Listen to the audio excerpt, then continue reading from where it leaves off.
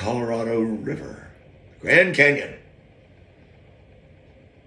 One of nature's wonders, and one of North America's, certainly one of North America's natural, well, it's a national park, right?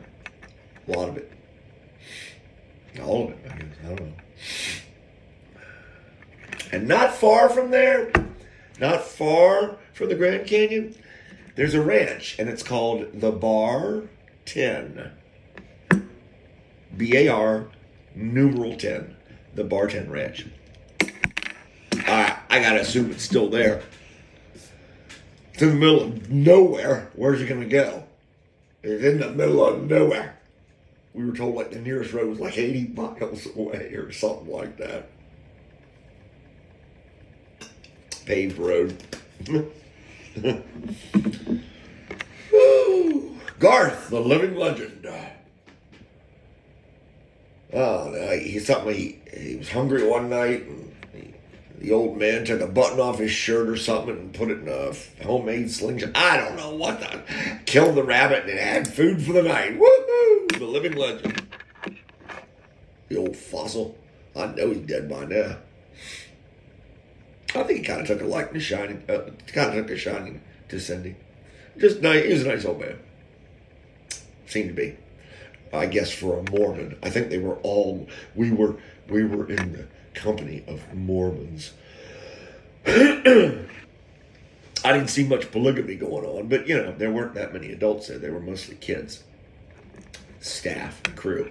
But I'll bet you if there were more adults there, I'll bet you we'd be seeing a lot more women than men. Just, I'm throwing that out there while I'm here.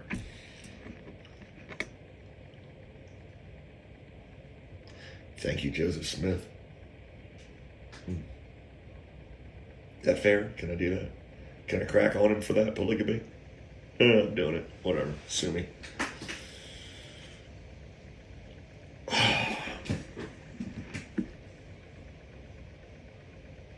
Yep. I can't do nothing right. Cindy's hitting skeet like it's going out of style. I can't lead the broadside of a barn. I can't lead that clay. It's just everything she's touching in there, whatever some other activity has, just everything she's touching is like Midas touch. Everything I do just goes into the toilet,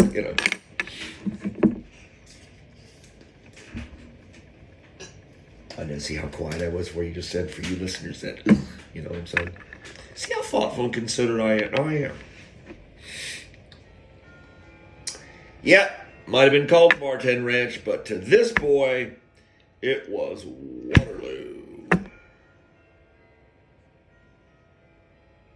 This is a song by 9 Inch Nails, Only Me.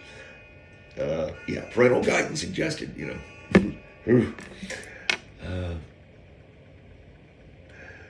It was only Cindy at the Bar 10 Ranch. It wasn't only me, it was only Cindy. Oh, it was all about Cindy. I don't know what that was all about. She says that in hindsight, because we've talked about it.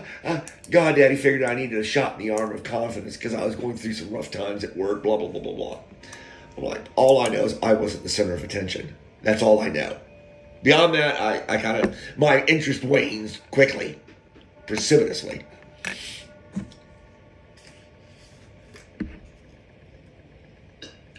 I wasn't as quiet that time. Yep, night before we're scheduled to go down into the Grand Canyon and take our River Rats water rafting tour with more Mormons, some non-Mormons.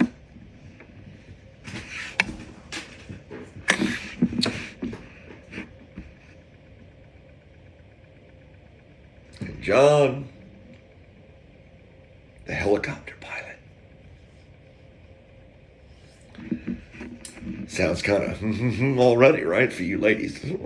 John, the helicopter pilot, who was probably 5'7", 5'8", Hippocratically bald, 40 pounds overweight, and rounding shoulders.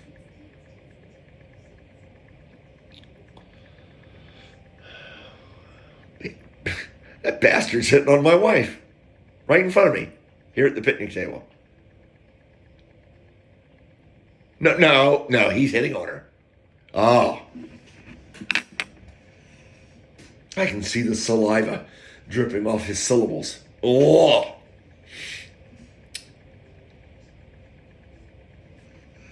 Okay. I'm thinking somebody wants to play.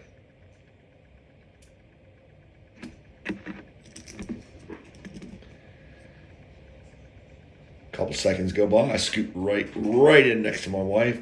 Put my arm around her shoulder. I actually lean my head in like I'm photobombing.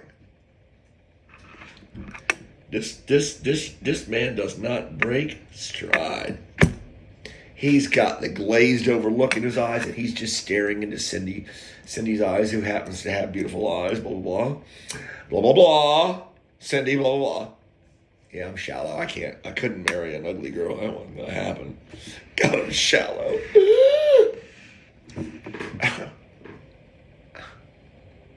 Yep. And I'm just sitting there, because I know something's up now. Something's going on. And I'm the brunt of this joke somehow. That's what I'm thinking. Of this lesson, or something's happening here. Because it occurs to me in that moment, much like the story I told you about with my dear departed friend Chester, who wasn't there and then was on the couch. I don't believe this man saw me. I genuinely don't believe he saw me. Somehow. So, it was, I couldn't get mad at him. I was too busy, because I knew something was going on. For this man to behave this way, it wasn't adding up. Why would you do that? Why would you incur my wrath, the husband's wrath? I mean, he didn't get lewd. But I mean, he's if there was a mud puddle, he'd find a jacket and put it in the mud puddle and say, "Here, please walk across my jacket," type stuff.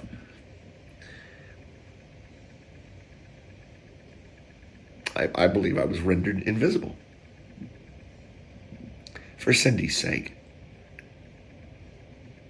And for mine. The only bright spot I remember about that whole story that I just told you is that, oh, and by the way, the next morning we had our choice of helicopters. There were two, as I recall. I don't know, 10 or 12 of us, I think, altogether, something, 8, 10. In our group, 2 rafts or whatever. No, you just go with John. No. Just, you go with John. No, don't look back. Don't look back in anger. Just go with John. So I'm thinking, if somebody wants to tease me, because I didn't feel anything nefarious afoot, I felt as though something was going on, but I felt that I felt comfortable with it, in that I believed it to be God, Daddy, working in our lives.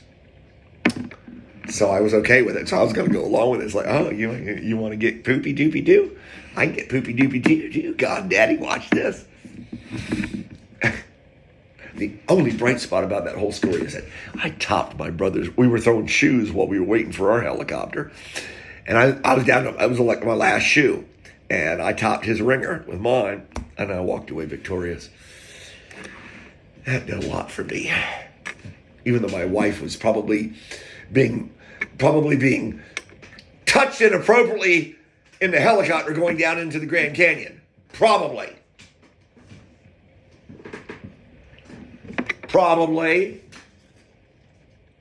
Okay, probably not.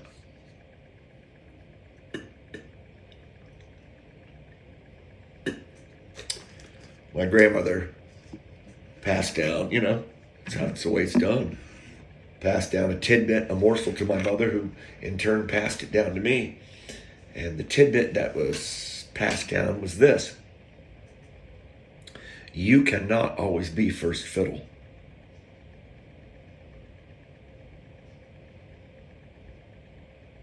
There's a song by the Lumineers, Cleopatra, and right at the very end, and he says, I've read the script, the costume fits, I'll play my part.